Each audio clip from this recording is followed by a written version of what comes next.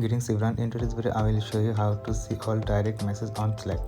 Before you get started, please subscribe to the channel. So first step is to open your Slack application, and if you don't have the Slack application, you must have to go app to slack.com. Once you are here, simply sign in with your account, and once you have signed in, go to direct message section. So this one, and then simply click on the three dots right here and click on show, and make sure to choose all your direct messages.